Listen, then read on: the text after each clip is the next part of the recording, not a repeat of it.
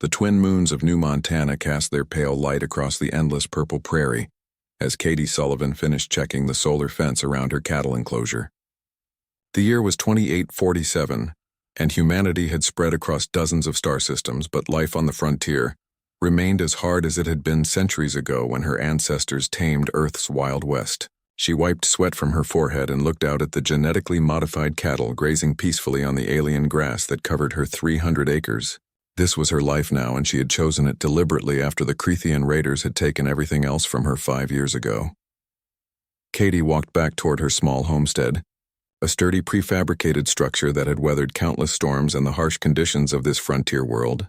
Her boots crunched on the gravel path she had laid herself during her first year here.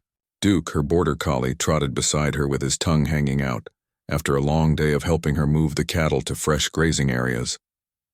The dog was her constant companion, and sometimes the only living thing she spoke to for weeks at a time. The nearest settlement was 300 miles to the east, and Katie preferred it that way. After losing her parents and younger brother to the raiders, she found that other people reminded her too much of what she had lost. Out here on the edge of claimed space, she could focus on the work and let the silence fill the places where grief used to scream. Her neighbors, the few that existed in this remote sector, knew her as the woman who kept to herself and never asked for help. She entered her homestead, and the door slid shut behind her with a soft hiss. The interior was neat and functional with everything in its place. A small kitchen area occupied one corner, while her living space consisted of a worn couch and a view screen she rarely used. Her sleeping quarters were separated by a thin partition, and the whole structure was powered by solar collectors and a small fusion battery that would last another 20 years before needing replacement. The AI assistant built into the homestead's computer system greeted her in its pleasant, neutral voice and gave her the daily report. All systems were functioning normally, the cattle were healthy, and no unusual activity had been detected in the surrounding area. Katie thanked the AI out of habit, even though it was just a program, and headed to the kitchen to prepare her evening meal. She heated a protein pack and some preserved vegetables while Duke crunched his kibble from a bowl on the floor. As she ate, Katie reviewed her plans for the next day. 2 sections of the solar fence needed maintenance, and she wanted to check on the water recycling system that kept her small garden alive. The garden was her one luxury, a small patch of earth plants that reminded her of home. Tomatoes, peppers, and herbs grew under a protective dome that filtered the harsh sunlight and maintained the right atmosphere. She had learned to appreciate these small pleasures during her years of isolation. After dinner, Katie cleaned her dishes and began her nightly routine of checking the homestead's security systems. The plasma rifle hung by the door, fully charged and ready for use. Predators on New Montana were rare but dangerous, and she had learned never to go outside unarmed. She also kept a sidearm on her belt at all times and a backup weapon in her sleeping quarters. The frontier was beautiful, but it did not forgive carelessness. She was about to shut down the lights and retire for the night when Duke suddenly jumped to his feet. The dog's ears were pointed forward and a low growl rumbled in his chest. Katie grabbed her rifle immediately and moved to the window. Duke was staring toward the eastern pasture, every muscle in his body tense.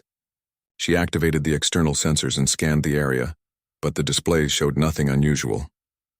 Duke barked, a sharp, urgent sound that he only made when something was seriously wrong. Katie trusted the dog's instincts more than she trusted the sensors. She pulled on her jacket and boots, checked her rifle's charge, and headed for the door. The AI asked if she wanted it to alert the nearest settlement, but Katie declined. By the time anyone arrived from 300 miles away, whatever was out there would be long gone. The night air was cool and carried the scent of the alien flowers that bloomed in the darkness. Katie moved carefully across her yard with Duke ranging ahead of her.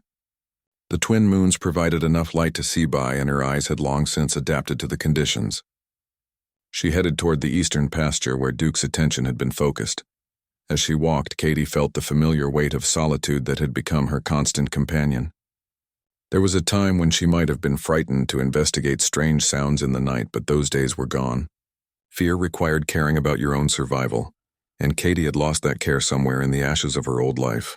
She continued because it was what needed doing, not because she was particularly concerned about the outcome.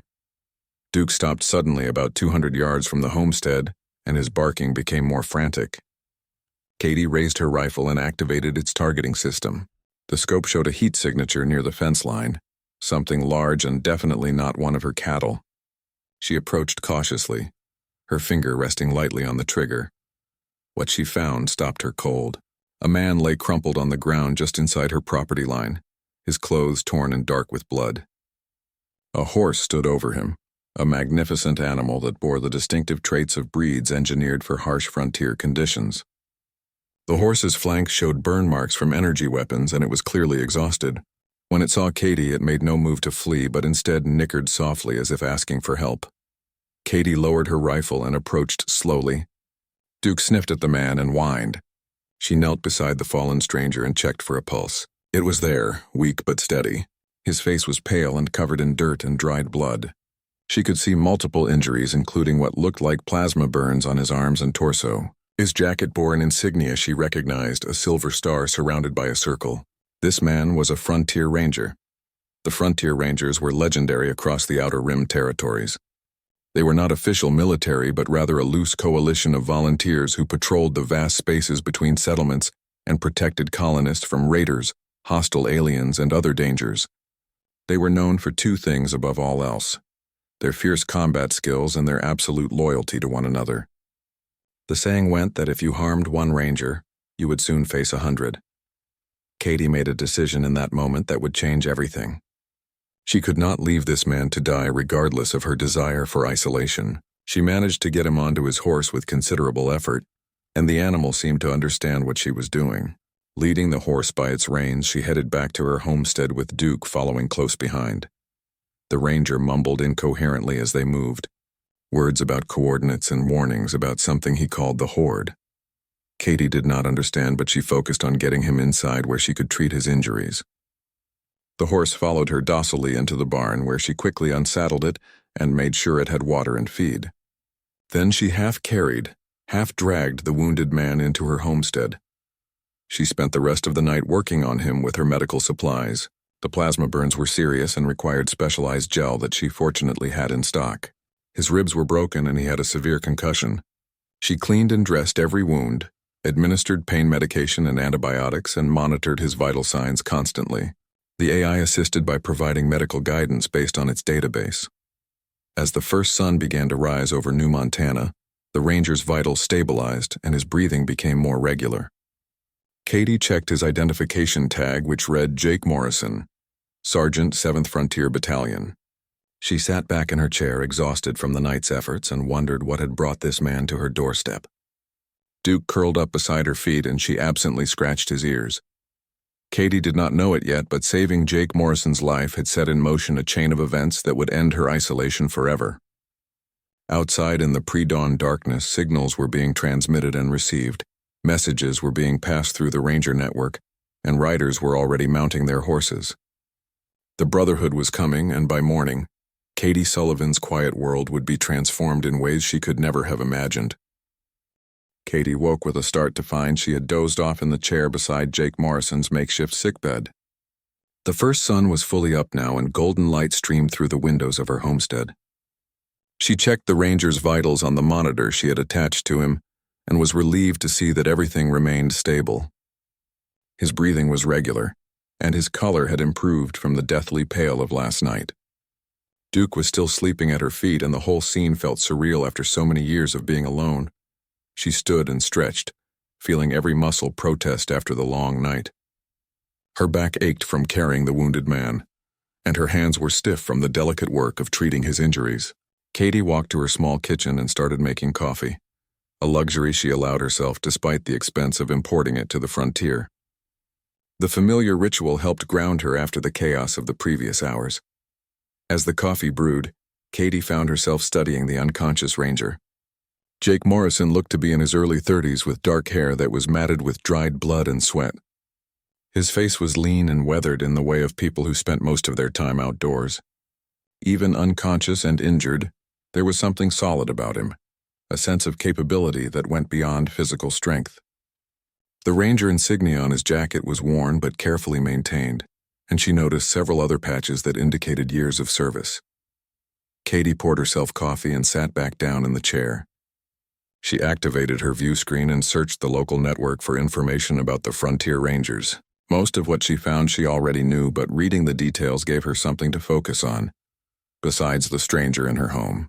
The Rangers had formed about 30 years ago when the Outer Rim territories began to be settled in earnest. Military protection was spread too thin and colonists were vulnerable to raiders, hostile alien species, and various criminals who saw the frontier as easy prey. The first Rangers had been former soldiers and law enforcement officers who volunteered to patrol between settlements and provide protection where the official authorities could not reach. Over time, the organization had grown to include people from all walks of life united by a common purpose. They received no official pay or benefits, but settlements provided them with supplies, shelter, and support.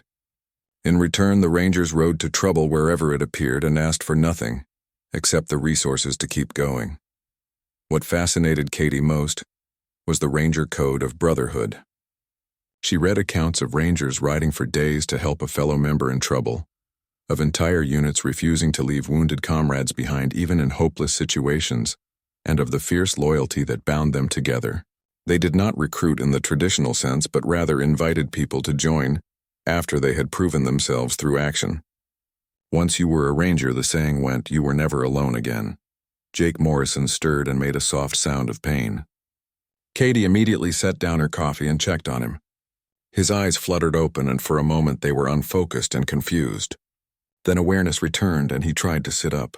Katie gently pushed him back down and told him to stay still. His injuries were serious, and any sudden movement could worsen them. The Ranger's voice was rough when he spoke, asking where he was and how he had gotten here. Katie explained that she had found him collapsed near her property line with his horse standing guard. She told him about treating his injuries throughout the night and that he was stable for now. Jake looked at her with an intensity that was almost uncomfortable and thanked her in a way that seemed to carry more weight than simple gratitude. He asked about his horse and seemed relieved when Katie assured him the animal was safe in her barn, fed and resting. Then Jake tried to sit up again, this time with more urgency. He needed to send a message, he said. It was critical that his unit knew what he had discovered. Katie helped him into a sitting position despite her better judgment and brought him water. Duke had woken up and was watching the Ranger with cautious interest. Jake drank deeply and then began to speak in short bursts between waves of pain. He had been on a reconnaissance mission 3 days ago when he stumbled upon something called the Zancor Horde. Katie had heard of them in passing, one of the many alien species that humanity had encountered during its expansion into space. The Zancor were known for their aggression and their practice of sweeping through settled areas like a plague of locusts, taking resources and leaving destruction in their wake. According to Jake, the Horde was moving through this sector, and New Montana was directly in their path.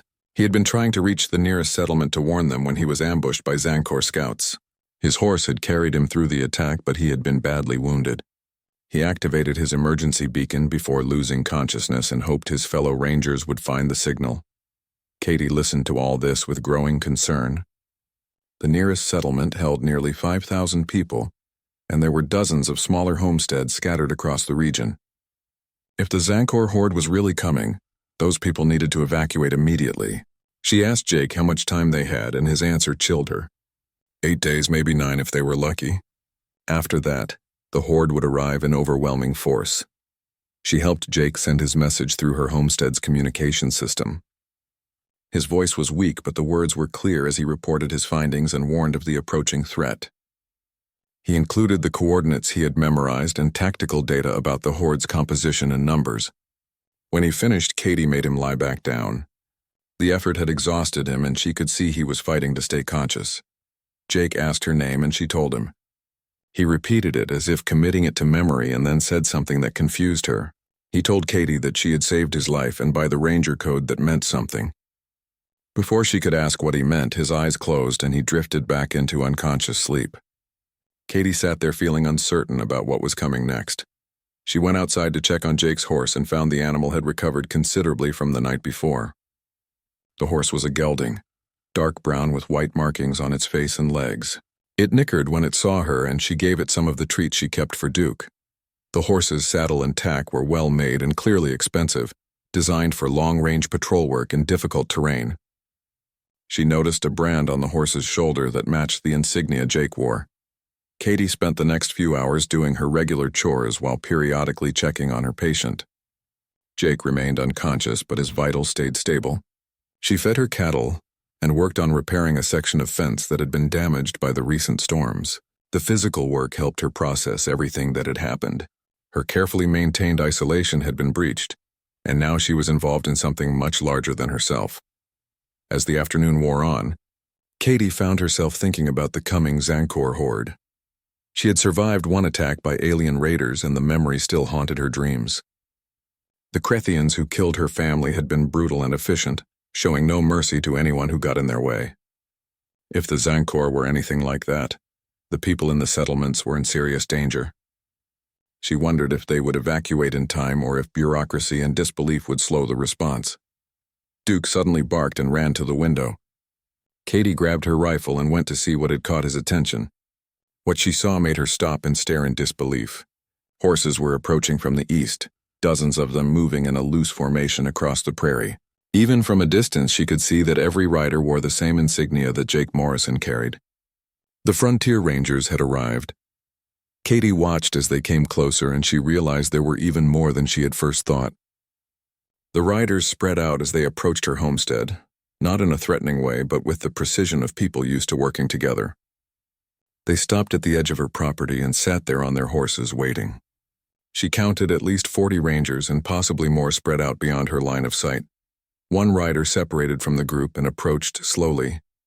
It was a woman with steel gray hair pulled back in a braid and the bearing of someone used to command. She stopped about 20 yards from Katie's door and dismounted. The woman walked forward with her hands visible and empty, making no threatening moves. When she was close enough to speak without shouting, she introduced herself as Helen Cross, captain of the 7th Frontier Battalion and Jake Morrison's commanding officer. Katie lowered her rifle but did not put it away. She told Helen that Jake was inside, injured but stable. Helen's weathered face showed relief at the news, and she asked if she could see him. Katie nodded and led the captain into her homestead while Duke followed closely, still uncertain about all these strangers on his territory. Helen Cross knelt beside Jake and examined him with the practiced eye of someone who had seen many wounded rangers. She looked at the bandages Katie had applied, checked the medical readouts, and then turned to Katie with an expression of respect. The captain said that Katie had done excellent work, and that Jake would recover thanks to her quick action and skill. Then Helen said something that made Katie's world shift again. By saving Jake Morrison's life, Helen explained, Katie had invoked an old tradition among the Frontier Rangers. Helen Cross sat across from Katie at the small kitchen table, while 2 rangers stood watch over Jake Morrison in the other room. The captain had accepted Katie's offer of coffee, and now she cradled the cup in weathered hands as she began to explain the situation that had brought them all to this remote homestead. Katie listened carefully, feeling the weight of what was being shared with her. 3 days ago, Helen began, Jake Morrison and 2 other rangers had been on a routine patrol along the outer edge of claimed territory. They were checking in with isolated homesteads and looking for signs of raider activity. Instead, they found something far worse. Jake had spotted unusual energy signatures and decided to investigate, while his companions continued the patrol route. What he discovered was the forward element of the Zancor horde. The Zancor were not just raiders or pirates, Helen explained. They were a nomadic species that moved through space in massive fleets, stripping planets of resources before moving on. They had destroyed dozens of colonies belonging to various species, and humanity had been lucky to avoid them so far. The horde operated with brutal efficiency, using overwhelming numbers and advanced technology to crush any resistance. Survivors from previous attacks described them as relentless and merciless. Jake had managed to get close enough to gather intelligence about the horde's composition and intended route before being detected. When the Zancor scouts came after him, he fought his way clear and ran. He knew the information he carried was critical, and that getting it to command was more important than his own survival. His horse had carried him for nearly 60 miles while injured, before he finally collapsed near Katie's fence line. Katie asked the obvious question. Why would the Zancor horde come to New Montana when there were richer targets elsewhere in the sector? Helen's answer was grimly simple. New Montana sat along a natural corridor between star systems, and the planet had resources the Zancor wanted, specifically the rare minerals that existed in the mountain ranges to the north. The Horde would strip mine those mountains, take whatever else they wanted, and destroy anything that got in their way. The settlements had been warned and evacuation orders had been issued, Helen continued. Most civilians would be able to get out in time if they moved quickly, but evacuation took time and resources, and there were always people who refused to leave or who could not leave for various reasons. The nearest military support was 3 weeks away at best. By the time proper forces arrived, the Zancor would have come and gone, leaving ruins behind them. Helen paused to drink her coffee, and Katie saw exhaustion in the older woman's face. The captain was probably in her 50s with the kind of lean toughness that came from decades of hard living. Her hands bore scars and her eyes had the distant look of someone who had seen too much violence. When she spoke again, her voice was quiet but firm. The Frontier Rangers had made a decision. They were going to make a stand at a place called Devil's Gap, a canyon system about 80 miles east of Katie's homestead. The gap was a natural choke point that the Zancor would have to pass through to reach the main settlements. A small force in the right position could hold it for a time, maybe long enough to buy the civilians the hours or days they needed to evacuate safely. Katie understood immediately what Helen was not saying. The Rangers were going to sacrifice themselves. Even if they fought perfectly and had every advantage, there was no way a few dozen Rangers could stop an entire horde. They would slow the enemy down and then they would die. Helen met Katie's eyes and gave a small nod, confirming what they both knew. The captain explained that the Rangers had about 5 days to prepare before the Zancor reached Devil's Gap. They needed to fortify positions, set up defensive systems, and gather supplies. They also needed to make sure Jake recovered enough to be evacuated with the civilians. Helen made it clear that Jake would not be allowed to participate in the defense despite what he might want. He had done his part by bringing the warning, and now others would carry on. Katie asked what would happen to the Rangers after the battle. Helen smiled grimly and said that some of them might make it out. They had escape routes planned and they were good at surviving against bad odds. But her eyes told a different story. These people were riding toward almost certain death and they knew it. They were doing it anyway because someone had to, and because protecting others was what Rangers did. Helen finished her coffee and stood, saying she needed to organize her people and prepare to move out. But before leaving, she turned to Katie and said something unexpected. She told Katie that she should evacuate immediately. Pack what she could carry, take her dog, and head for the nearest settlement. There was no reason for Katie to stay here with danger coming. The captain's words were kind but firm. Katie found herself responding before she had time to think. She asked how she could help. The words surprised her as much as they seemed to surprise Helen. The older woman studied Katie's face for a long moment and then asked if Katie was serious. Did she understand what she was volunteering for? Katie nodded and said she did. She had already lost everything once to alien raiders and she was tired of running and hiding. If these Rangers were willing to stand and fight, then maybe she could stand with them. Helen started to refuse but was interrupted by a voice from the doorway. A young man in Ranger gear stood there with an apologetic expression. His name was Lucas Chen and he had apparently been listening to the conversation. Lucas pointed out that they needed every advantage they could get and that Katie's homestead was strategically located between the Horde's projected path and Devil's Gap. If they could use it as a staging area and supply depot, it would make their logistics much easier. Another ranger appeared behind Lucas, an older woman with graying blonde hair and a no-nonsense expression. She introduced herself as Patricia Wells and agreed with Lucas. They were going to need all the help they could get, and turning away someone who wanted to fight seemed foolish. Besides, Patricia added with a slight smile, Katie had already proven she had the skills and courage the Rangers valued by saving Jake's life under difficult circumstances. Helen looked frustrated, but Katie could see the captain considering the practical arguments. Finally, Helen sighed and said they would discuss it further after she checked on Jake. The 3 Rangers went into the other room, leaving Katie standing alone in her kitchen, feeling both excited and terrified by what she had just committed to. She heard a sound from the sickbed and went to see Jake regaining consciousness again. His eyes were clearer this time and he seemed more aware of his surroundings. When he saw Helen, his face showed relief and he tried to report on his mission. Helen cut him off gently and told him to rest, saying he had already done everything needed and the information had been received and acted upon. Jake noticed Katie standing in the doorway, and something passed across his face, an expression she could not quite read. He asked Helen if she had explained things to Katie, and the captain nodded. Then Jake asked what Katie had decided to do. Helen told him that Katie wanted to help, and Jake's response was immediate. He said that Katie should be allowed to join them if she wanted. Anyone who would work through the night to save a stranger's life was exactly the kind of person the Rangers needed. Helen raised an eyebrow and pointed out that Jake was barely conscious and in no position to be making recruitment decisions. Jake managed a weak smile and said that he knew quality when he saw it. Besides, he added, it was Ranger tradition that anyone who saved one of them earned a place in the Brotherhood if they wanted it. Katie had more than earned that right. The captain looked between Jake and Katie with an expression that suggested she knew when she was beaten. She told Katie that if she was serious about this, there would be no backing out once things started. Katie would be expected to follow orders, work as part of a team, and put herself in danger for people she did not know. It would not be easy, and there was a very real chance she would not survive. Was that something Katie was prepared to accept? Katie thought about her life over the past 5 years. She had been surviving but not really living, going through motions while the grief slowly consumed her from inside. She had told herself that isolation was safety, but really, it was just another form of dying. These Rangers were offering her something different, a purpose beyond simple survival and a chance to matter again.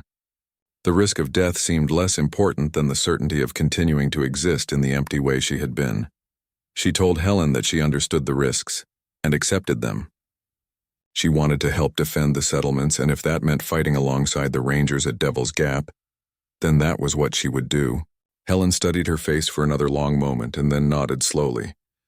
The captain extended her hand and Katie shook it, feeling the strength in the older woman's grip. Helen called Lucas and Patricia back into the room and told them that Katie was officially volunteering to assist the Rangers. Lucas grinned and Patricia nodded approvingly. Helen laid out the immediate plan. The Rangers would use Katie's homestead as a forward operating base for the next 5 days. They would bring in supplies and equipment and prepare for the battle ahead. Katie would provide local knowledge and support, while also receiving training in Ranger tactics and equipment.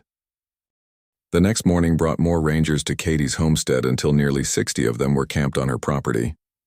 They came from all across the sector, answering the call that had gone out through the Ranger network. Katie watched them arrive throughout the day, each one adding to the growing sense that something significant was taking shape. These were not soldiers following orders, but volunteers choosing to stand against impossible odds. Helen Cross gathered everyone for a briefing as the afternoon sun climbed toward its peak. The Rangers assembled in Katie's largest pasture, sitting or standing in loose groups while their horses grazed nearby. Katie stood at the edge of the gathering with Duke beside her, feeling both part of the group and separate from it. She was still learning what it meant to be a Ranger, and these people had years of shared experience she lacked. The IE captain stood on an equipment crate so everyone could see her and began speaking in a clear voice that carried across the field. She reviewed what they knew about the Zancor horde based on Jake's reconnaissance and information from other sources. The enemy force consisted of approximately 5,000 ground troops supported by air units and heavy weapons. They would reach Devil's Gap in 5 days and would attempt to push through to reach the settlements and mining sites beyond. The Rangers had roughly 60 fighters plus whatever support they could arrange from the settlements. They would be outnumbered more than 80 to 1. Helen did not sugarcoat the reality of their situation. Many of them would not survive the battle, and even if they fought perfectly, they could only delay the horde for a limited time. But that time might be enough to save thousands of civilian lives. Helen outlined their strategy. Devil's Gap was a natural choke point with high walls on both sides and only one practical path through. The Rangers would fortify defensive positions at key points, set up automated weapon systems, and create overlapping fields of fire. They would use the terrain to negate some of the horde's numerical advantage and force them to advance through killing zones. When positions became untenable, they would fall back to the next defensive line and repeat the process. The plan included escape routes for when the defense finally collapsed. Small groups would scatter and make their way back to the settlements using hidden paths and Ranger safe houses. It was not a suicide mission, Helen emphasized, but a calculated sacrifice, where they traded their lives as expensively as possible for time. Every minute they held was another minute for civilians to evacuate. Katie listened to all of this and felt a cold knot forming in her stomach. The abstract concept of fighting was becoming concrete reality. She would be standing in Devil's Gap with these people, shooting at aliens who wanted to kill them all. She had fought before when the Crethians attacked her family, but that had been desperate and chaotic. This would be planned and deliberate, walking into danger with eyes wide open. After the briefing, Helen pulled Katie aside along with Lucas Chen and Patricia Wells. The captain explained that Katie would be assigned to Patricia's squad, which held one of the secondary defensive positions. Patricia was an experienced ranger who had been with the organization for nearly 10 years, and she would make sure Katie understood what to do. Lucas would be in a forward position, and Helen herself would coordinate from a central command point. Patricia took Katie to examine the equipment that had been brought for her. There was a full set of ranger gear, including body armor designed to stop most small arms fire, a tactical helmet with built-in communications and targeting systems, and a plasma rifle superior to Katie's personal weapon. There were also spare power cells, medical supplies, and various tools that rangers carried into combat. Patricia helped Katie try everything on and adjust it for proper fit. The older woman explained that the key to surviving combat was staying calm and following your training. Panic got people killed faster than enemy fire. Patricia told Katie to pick a few key rules and stick to them no matter what. Keep your head down when under fire. Watch your ammunition. Never lose track of your squad mates. Simple things that could mean the difference between life and death when everything went chaotic. Katie spent the rest of the afternoon training with Patricia and her squad. There were 5 others besides Katie and Patricia, all experienced rangers who had fought together before. They ran through basic tactical movements, practiced communication protocols, and discussed how they would support each other during the battle. The squad welcomed Katie without judgment, treating her as one of them despite her inexperience. That evening, Jake was finally strong enough to leave the sickbed and join the others outside. He walked slowly with obvious pain, but refused offers of help, insisting he could manage. Helen had arranged for him to be evacuated the next morning despite his protests. A civilian transport would pass nearby on its way to the settlements, and Jake would be on it, along with a few rangers who were injured or sick. Jake found Katie checking her gear and sat down beside her with a careful movement. He thanked her again for saving his life and apologized for bringing trouble to her doorstep. Katie shook her head and said she had made her own choices. Nobody had forced her to volunteer, and she was not going to blame him for her decisions. Jake smiled at that and said she had the right attitude for a ranger. They talked for a while as the twin moons rose, and Katie found herself enjoying Jake's company. He told her about his life before becoming a ranger, growing up on a small mining colony that was destroyed by raiders when he was in his 20s. He had drifted for a while after that, angry and purposeless, until he met Helen Cross. She recruited him into the Rangers and gave him a reason to keep going. Fighting to protect others helped ease the guilt he felt about surviving, when so many he loved had died. Katie shared her own story about losing her family to the Crethians and choosing isolation as a response. Jake understood that impulse, he said. Sometimes the pain was so overwhelming that pushing everyone away seemed like the only option. But loneliness had its own cost, and eventually you had to decide whether to keep running or stand and face the universe. Joining the Rangers had been his way of standing, and it sounded like Katie was making the same choice. She asked him if he was afraid of what was coming, and Jake considered the question carefully before answering. He said he was afraid, but not in the way most people meant. He was not afraid of dying because that seemed almost inevitable in his line of work. What scared him was the idea of dying without making a difference, of having his sacrifice count for nothing. As long as the Rangers bought enough time for the civilians to escape, his death would have meaning. Katie told him he was not going to die because he was being evacuated. Jake laughed bitterly and said that Helen could give all the orders she wanted, but he would find a way back to Devil's Gap before the battle. He owed it to his brothers and sisters to stand with them, and no amount of injury was going to stop him.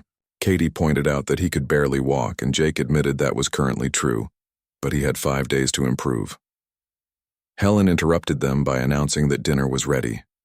The Rangers had pooled their rations and resources to create a communal meal, and everyone gathered to eat together. It reminded Katie of family dinners from her childhood, that sense of belonging and shared purpose. The Rangers told stories and joked with each other, their laughter carrying across the prairie in the darkness. After dinner, A ranger named Marcus Cole brought out a guitar and began playing. Others joined in singing old Earth songs that had traveled across the stars with humanity. Katie found herself singing along to melodies she had not heard in years, her voice blending with dozens of others. Duke sat at her feet with his tail wagging, happy to be surrounded by so many friendly people. As the evening wore on, Katie noticed that the mood gradually shifted from celebration to something more solemn. People began talking about those they had lost and sharing memories of fallen comrades. It was a ranger tradition, Patricia explained quietly, to remember the dead before going into battle. It reminded them of what they were fighting for and who they carried with them in spirit. When it was her turn, Katie spoke about her parents and brother. She described her father's terrible jokes and her mother's kindness and her brother's endless energy. She talked about how much she missed them and how their deaths had broken something inside her. But being here with the Rangers was helping her heal in a way she had not expected. These people understood loss and they had found a way to transform grief into purpose. Helen stood last and spoke about the Ranger Code. She said that they were not heroes or saints but ordinary people who had decided that some things were worth fighting for. They protected the innocent because someone had to, and they watched out for each other because that was what family did. Tomorrow they would continue preparing for the battle ahead, and when the time came, they would stand together at Devil's Gap and make the Zancor horde pay for every inch of ground. The gathering broke up slowly as Rangers drifted off to their sleeping areas. Katie helped clean up and then walked the perimeter of the camp with Duke. The night was beautiful with both moons full and the alien stars bright overhead. She could hear the distant sounds of New Montana's native wildlife and the closer sounds of horses settling down for the night. Dawn came early to New Montana, and Katie woke to find the ranger camp already buzzing with activity. People were breaking down temporary shelters and loading pack horses with equipment that would be transported to Devil's Gap. She dressed quickly in her civilian clothes and stepped outside to find Patricia Wells waiting for her, with 2 cups of coffee and a knowing smile. The older ranger told Katie that today they would be moving to Devil's Gap to begin setting up defensive positions. Most of the equipment and supplies would go ahead with an advance team, while the main body of Rangers would follow later. Patricia's squad, including Katie, would be in the second wave, which gave them time for more training. She handed Katie one of the coffee cups and suggested they get breakfast before the hard work began. They joined a group of Rangers gathered around a portable cooking unit where someone was making eggs and protein cakes. The mood was businesslike but not grim. These people had done this kind of thing before, and they approached it with the calm professionalism of experienced fighters. Katie found herself relaxing slightly as she listened to their casual banter and jokes. Jake appeared looking significantly better than the previous day. His color had improved and he moved with less obvious pain, though Katie could tell he was still injured. Helen saw him and immediately ordered him to sit down and eat something. The captain made it clear that she expected him to be ready when the civilian transport arrived in a few hours. Jake nodded, but Katie noticed the stubborn set of his jaw and suspected he had no intention of actually leaving. After breakfast, Patricia took Katie to a clear area away from the main camp for weapons training. She wanted to make sure Katie was completely comfortable with the Ranger plasma rifle and could handle it under stress. They spent 2 hours on drills that focused on target acquisition, fire discipline, and malfunction clearing. Patricia was a patient teacher, but she pushed Katie hard, insisting on repetition until the movements became automatic. Lucas Chen joined them later with several other Rangers, and they practiced squad tactics. They rehearsed how to move under fire, how to provide covering fire for teammates, and how to respond to various combat situations. Katie learned the hand signals Rangers used for silent communication and the protocols for coordinating fire with other squad members. It was exhausting and intense, but she could feel herself improving with each repetition. During a break, Lucas told Katie about his own introduction to the Rangers. He had been a farmer on a frontier world when raiders attacked his settlement. The local Rangers responded and drove off the attackers, but several farmers, including Lucas, volunteered to help pursue them. That pursuit turned into a running battle across 3 days, and by the end of it, Lucas had been invited to join the Rangers permanently. He never went back to farming. Patricia shared her story as well. She had been a military police officer before retiring to the frontier with her husband. When he died in an industrial accident, she found herself alone and purposeless. The Rangers gave her a new family and a reason to keep going. She had been with them for 10 years now and could not imagine doing anything else. The bonds she had formed with her fellow Rangers were stronger than blood in many ways. Katie realized that almost every Ranger had a similar story. They were people who had lost something or someone important and found meaning in protecting others from the same fate. They came from different backgrounds and had different skills, but they shared a common wound and a common purpose. The Ranger Brotherhood was built on shared pain, transformed into shared strength. As the morning progressed, more equipment was transported to Devil's Gap, and the camp at Katie's homestead began to empty. Helen organized everything with the efficiency of someone who had done this many times before.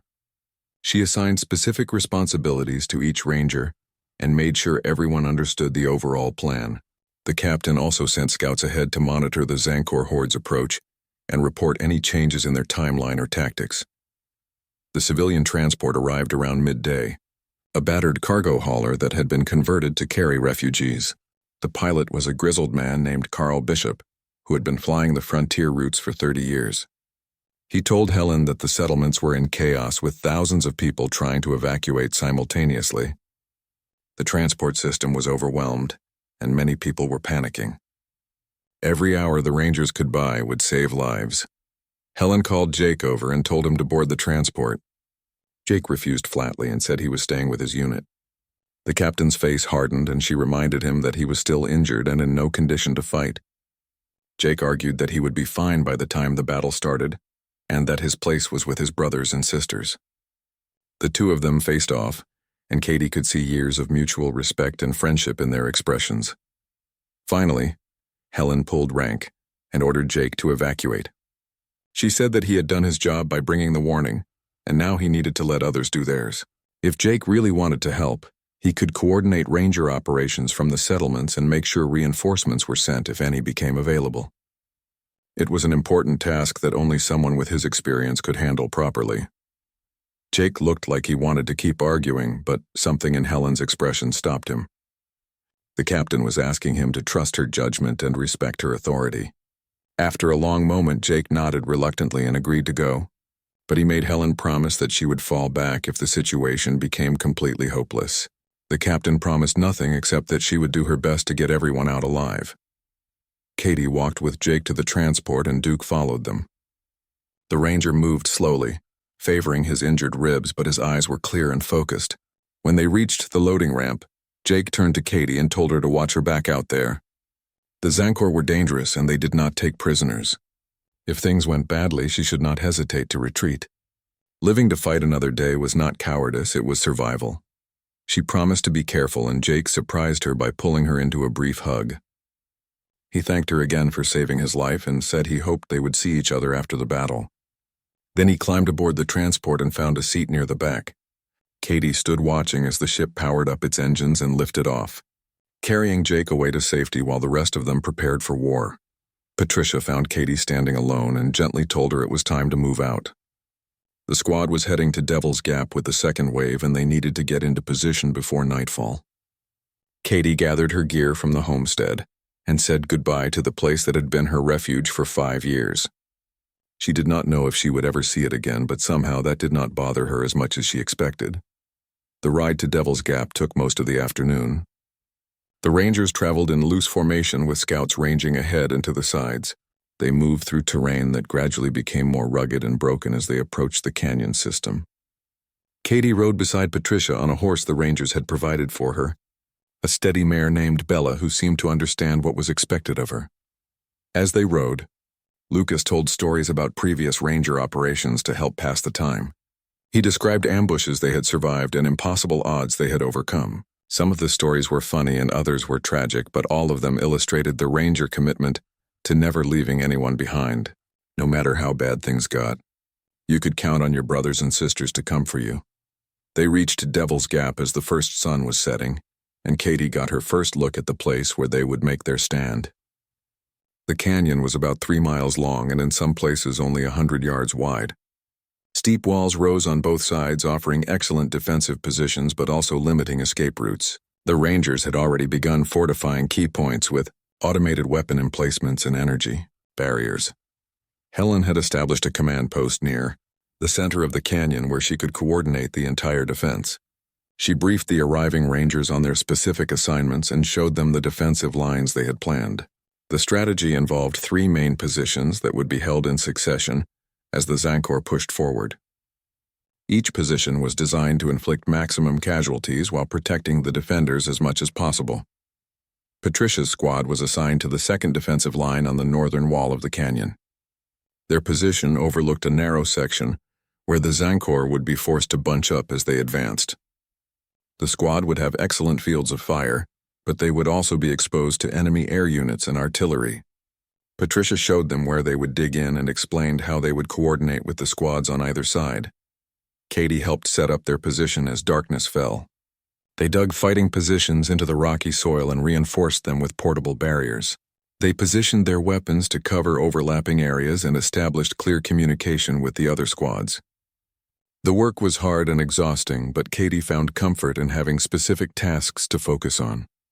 That night, the Rangers gathered for what might be their last meal together. Someone had brought fresh meat from the settlements and they cooked it over open fires. The smell reminded Katie of better times and she found herself thinking about her family and the life she had lost. But instead of the usual crushing grief, the next 3 days passed in a blur of preparation and waiting. The Rangers worked from dawn until well after dark, fortifying their positions and running through tactical drills. Katie learned more about combat in those 3 days than she had in her entire previous life. Patricia was a demanding teacher, but Katie appreciated the older woman's refusal to accept anything less than perfection. The defensive positions grew stronger each day. Automated turrets were positioned to create interlocking fields of fire. Energy barriers that could stop most small arms fire were erected at key choke points. Supply caches were hidden throughout the canyon so Rangers could rearm and resupply without falling back to the main depot. Escape routes were marked and rehearsed until everyone could navigate them in the dark. Helen ran the entire operation with calm efficiency. She rotated squads through different positions so everyone understood the full defensive plan. She held regular briefings to update them on the Zancor horde's approach. The enemy was moving steadily toward them right on schedule. Scout reports indicated the horde numbered close to 6,000 ground troops now, even larger than initial estimates. The odds kept getting worse, but the Rangers simply adjusted their plans and kept working. Katie found herself bonding closely with her squad. Besides Patricia and Lucas, there was a quiet man named David Green, who had been a doctor before becoming a ranger. He served as their medic, and his calm presence was reassuring. There was also Maria Santos, a young woman with a fierce grin who had grown up on mining stations and could fix anything mechanical. The last member was an older man named Frank Cooper, who had been a ranger longer than anyone except Helen. Frank moved with the casual confidence of someone who had survived more battles than he could count. They trained together until they could anticipate each other's movements. Katie learned to read the subtle signals that indicated when Lucas was about to move or when Patricia needed covering fire. She discovered that combat was not just about shooting accurately, but about working as a coordinated unit where each person supported the others. The squad became like a single organism with 6 parts moving in harmony. On the evening of the second day, a supply transport arrived with additional weapons and ammunition from the settlements. The pilot also brought news that the evacuation was going well. Most civilians were already out of the danger zone, and the rest would be clear within 48 hours. If the Rangers could hold Devil's Gap for 2 days, they would have achieved their objective. Helen shared this information with everyone, and Katie saw renewed determination in their faces. The transport also brought an unexpected passenger. Jake Morrison climbed out of the cargo bay, moving carefully but with far more mobility than when he had left. His ribs were heavily taped and he still could not move at full speed, but he was functional. Helen saw him and her expression went through anger, resignation, and finally acceptance. She told Jake he was an idiot, but assigned him to help coordinate logistics from the command post. He would not be in a frontline position, but at least he could contribute. Jake found Katie during the evening meal and they sat together watching the canyon. He told her that he could not stay away knowing his brothers and sisters were preparing to fight.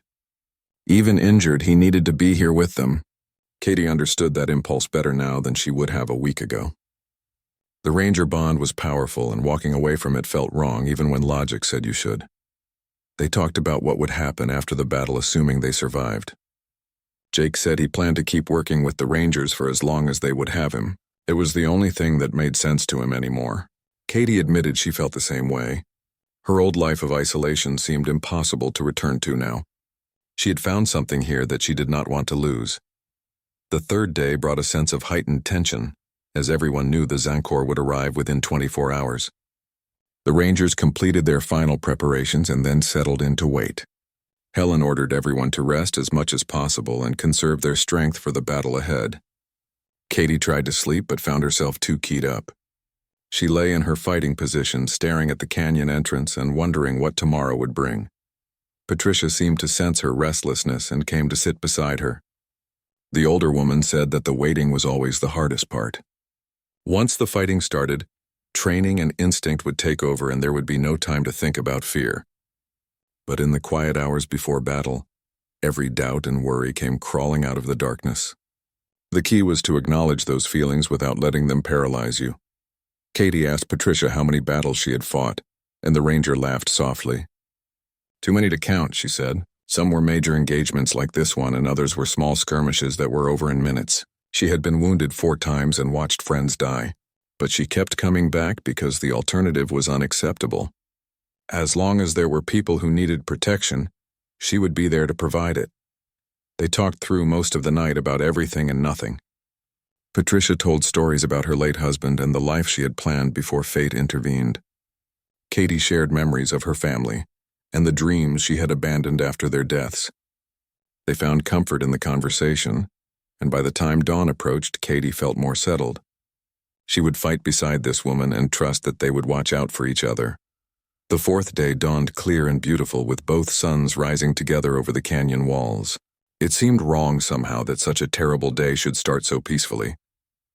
The Rangers moved through their morning routines with practiced efficiency.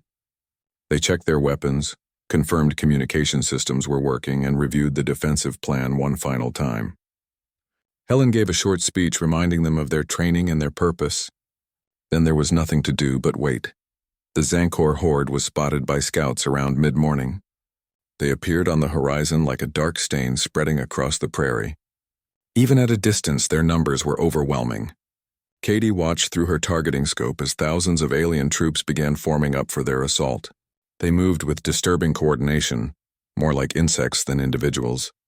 Their vehicles and heavy weapons rolled forward in precise formations. Helen's voice came through the communication system, calm and steady. She reminded everyone to hold fire until the enemy was fully committed to the canyon. The first defensive line would engage while the second and third lines remained hidden. They wanted the Zancor to believe they faced only token resistance, so they would push deeper into the trap. It was a dangerous gambit, but their only chance of inflicting significant casualties. The horde began their advance shortly after noon. They entered the canyon in a massive column with armored vehicles leading and infantry following in dense formations. The Rangers on the first defensive line held their fire until the enemy was well within range, and then opened up with everything they had. Automated turrets came online simultaneously, and the canyon erupted into chaos. Katie watched from her position as the battle began. She could see plasma bolts and energy beams crisscrossing the canyon floor. Explosions blossomed as Ranger mines and charges detonated among the Zancor formations. The aliens were taking heavy casualties, but they kept coming, pressing forward with mechanical determination. Their return fire was devastating, and Katie saw several Ranger positions go silent as they were overwhelmed. The first defensive line held for nearly an hour before Helen ordered them to fall back. The Rangers retreated in good order, covering each other and carrying their wounded. The Zancor pursued, but they were cautious now, having learned that this would not be an easy fight. They brought up heavier weapons and began systematically destroying the Ranger fortifications. As the first line fell back past Katie's position, she got her first close look at the Zancor. They were massive insectoid creatures standing 7 feet tall with 4 arms and chitinous armor. Their weapons were integrated into their bodies, and they moved with terrifying speed. Katie felt a moment of pure fear looking at them, and then Patricia's hand was on her shoulder, steadying her. The second defensive line engaged as the Zancor pushed deeper into the canyon. Katie found herself firing her plasma rifle at targets that seemed to multiply faster than she could shoot them. The training took over and she moved through the motions automatically. Acquire target, fire, acquire next target, fire. Beside her, Lucas and Patricia were doing the same while David tended to a ranger from the first line who had been wounded in the retreat. The battle became a blur of noise and violence. Katie lost track of time as she fought. She reloaded her weapon multiple times, burning through power cells at an alarming rate. She saw Maria destroy an enemy vehicle with a well-placed shot, and heard Frank laughing as he cut down a group of Zancor trying to flank their position. The squad worked together seamlessly, each member covering the others.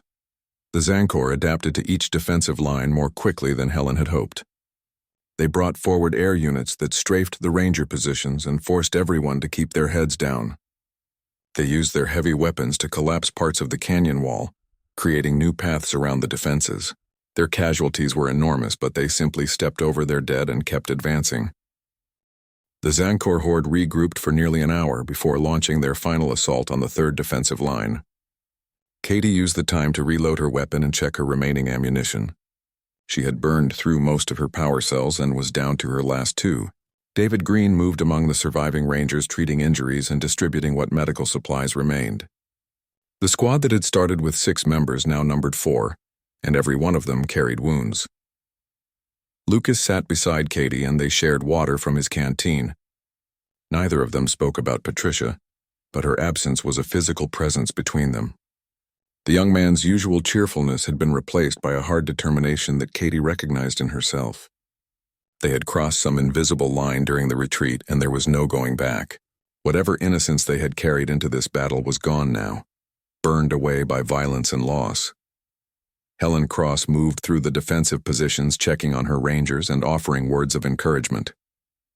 When she reached Katie's position, the captain knelt down and looked each of them in the eye. She told them they had fought brilliantly and that Patricia would have been proud. Then she explained the final phase of the plan. The third defensive line would hold for as long as possible to ensure the Zancor could not pursue any retreating forces. When Helen gave the order, everyone would fall back to predetermined escape routes that led out of the canyon through hidden paths.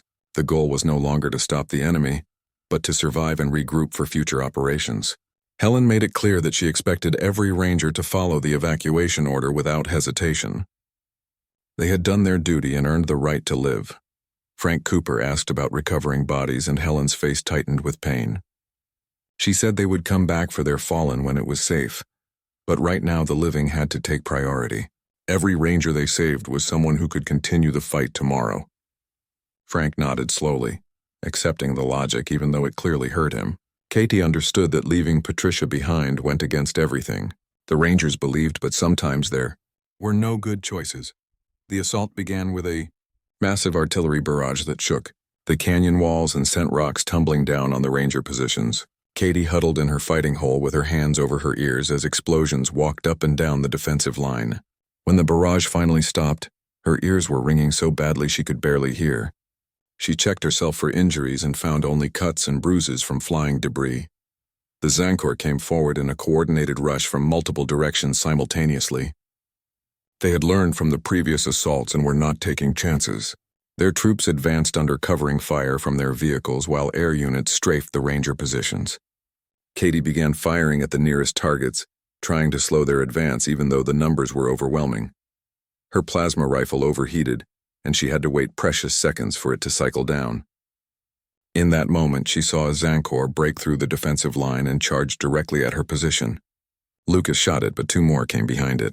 David threw a grenade that killed one while Katie finally got her weapon working again and dropped the other. The 3 of them worked together to hold their section of the line while Frank and Maria covered the flank. The battle became a desperate close-quarters fight as the Zancor pushed into the defensive positions. Katie found herself shooting at targets only meters away, and twice she had to use her rifle as a club when aliens got too close.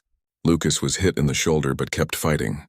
David ran out of medical supplies and began using his sidearm. Maria's laughter had turned into savage war cries as she fired her weapon. Helen's voice cut through the chaos, ordering all units to begin phased withdrawal. The Rangers would fall back in stages, with some holding while others retreated. Katie's squad was designated to go first due to their casualties. Frank organized their movement and they prepared to abandon the position they had fought so hard to hold. As they fell back, Katie saw the full scale of what they had accomplished. The canyon floor was littered with destroyed Zancor vehicles and countless alien bodies. The Rangers had been outnumbered by more than 100 to 1, but they had inflicted devastating casualties on the enemy. Whole sections of the Horde's advance had been shattered by the determined defense. Whatever happened next, the Zancor would remember Devil's Gap. The escape route led through a narrow crevice in the canyon wall that opened into a maze of smaller passages. The Rangers moved quickly through terrain they had scouted and marked during preparation. Behind them, they could hear the sounds of continued fighting as other units covered the withdrawal. Katie forced herself not to look back and focused on following Frank through the twisting passages. They emerged from the escape route onto a rocky plateau about 2 miles from the canyon. Other Rangers were gathering there, exhausted and bloodied but alive. Katie counted roughly 40 survivors out of the 60 who had started the battle. The losses were staggering, but they had achieved their objective. Helen arrived with the last group of Rangers and immediately began organizing everyone for the next phase of evacuation. Jake Morrison was there waiting for them, having refused to evacuate further than this rally point. He moved among the survivors, checking on people and coordinating the logistics of getting everyone to safety. When he saw Katie, relief flooded his face and he came over to embrace her carefully. She realized she was shaking and could not seem to stop. The adrenaline that had carried her through the battle was fading and leaving exhaustion in its wake. Lucas collapsed beside her with David immediately checking his shoulder wound. The injury was serious but not life-threatening if they could get him proper medical attention soon. Maria sat down heavily and stared at nothing, her face streaked with dirt and blood. Frank stood apart from the group looking back toward Devil's Gap with an expression of profound grief. Katie knew he was thinking about Patricia and all the others they had left behind. Helen gathered everyone and gave them a quick briefing. Transport ships would arrive within the hour to evacuate them to the settlements. The Zancor horde had been delayed by at least 2 full days, and their numbers had been significantly reduced. More importantly, military reinforcements were arriving earlier than expected. A naval task force had responded to the distress calls and would be in orbit within 12 hours. The Zancor would find themselves facing a much more serious opposition than they had anticipated. The captain's voice was hoarse as she told them that their sacrifice had not been in vain. Every civilian in the sector had been evacuated safely. The settlements were empty, and the Zancor would find nothing but abandoned buildings when they arrived. The Rangers had bought the time needed and saved thousands of lives. Patricia and the other fallen Rangers had died heroes, and their names would be remembered forever.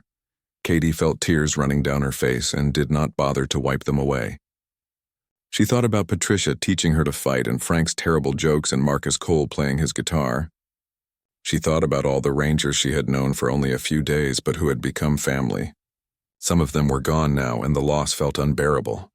Jake sat beside her and put his arm around her shoulders. He did not say anything because there was nothing to say. They had all lost people they cared about and words were inadequate for that kind of pain. They sat together and waited for the transports while the twin suns began their descent toward the horizon. The ships arrived as promised and began loading the exhausted Rangers.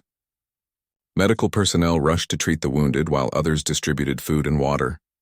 Katie found herself on a transport with Lucas, Maria, Frank, and about a dozen other survivors. Jake stayed behind to help coordinate the evacuation of the last groups. Helen was the final person to board, doing a head count to make sure everyone was accounted for.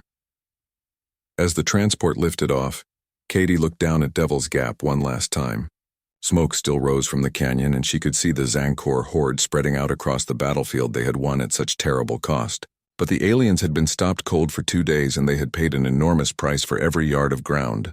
The Rangers had made them bleed and proven that humanity would not yield without a fight.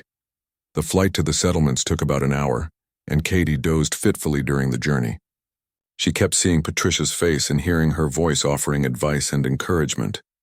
She woke with a start when the transport touched down and found Lucas watching her with concern. He asked if she was okay and Katie nodded even though it was not really true. She did not know if she would ever be okay again, but she was alive and that seemed like enough for now. The settlements had been transformed into massive refugee camps with temporary shelters stretching as far as she could see. Thousands of people were living in tents and prefabricated buildings while waiting for the all-clear to return home. The Rangers were taken to a medical facility, where doctors examined everyone and treated their injuries.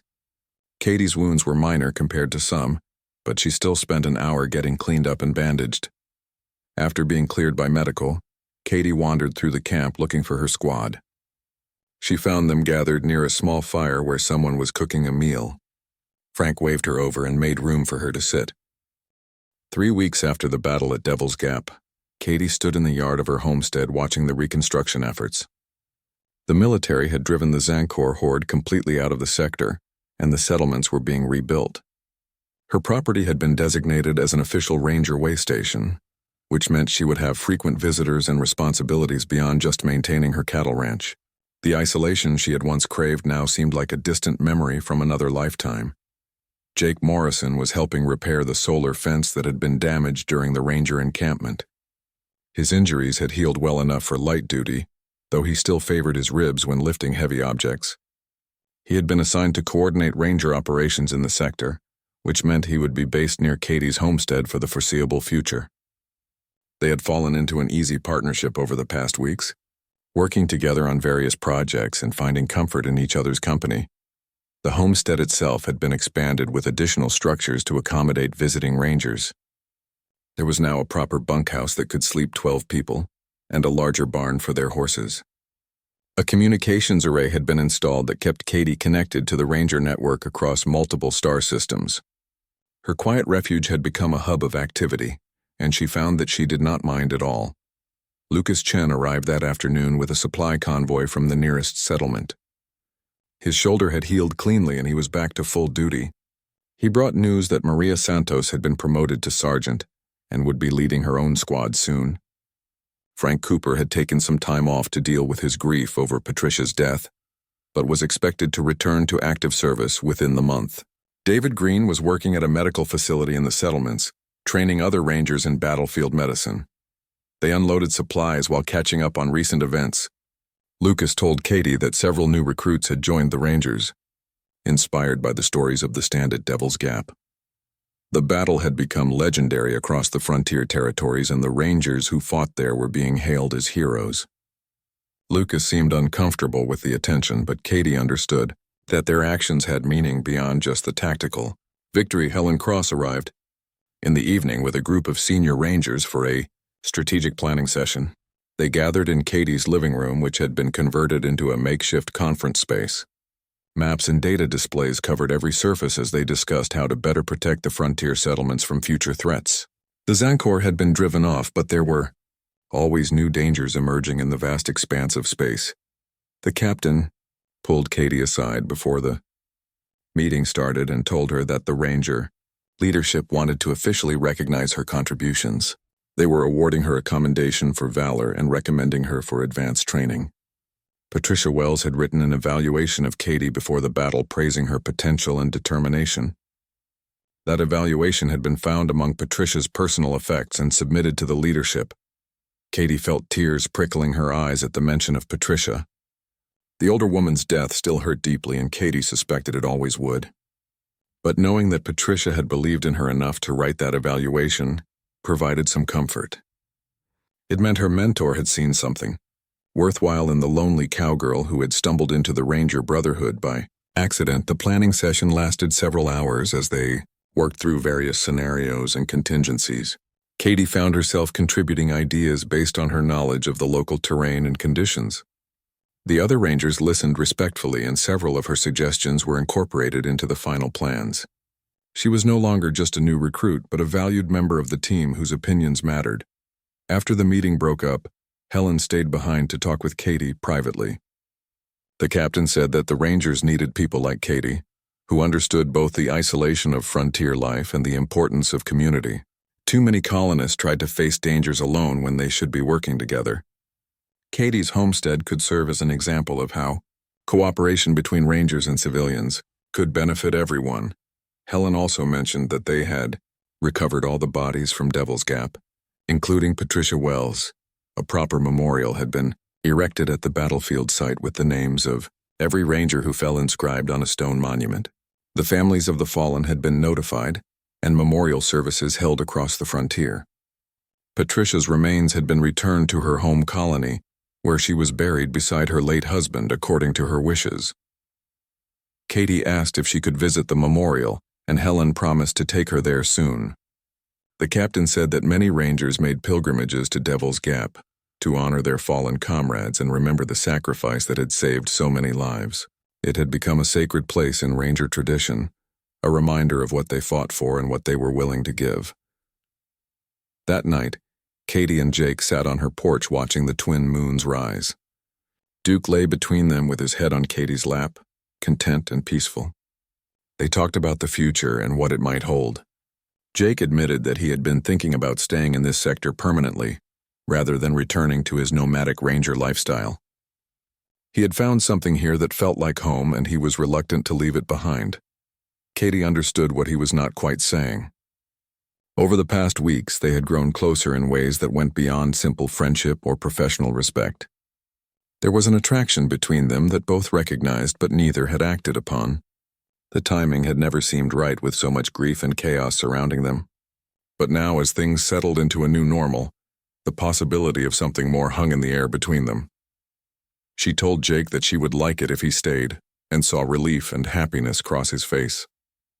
He reached over and took her hand, a simple gesture that somehow meant everything.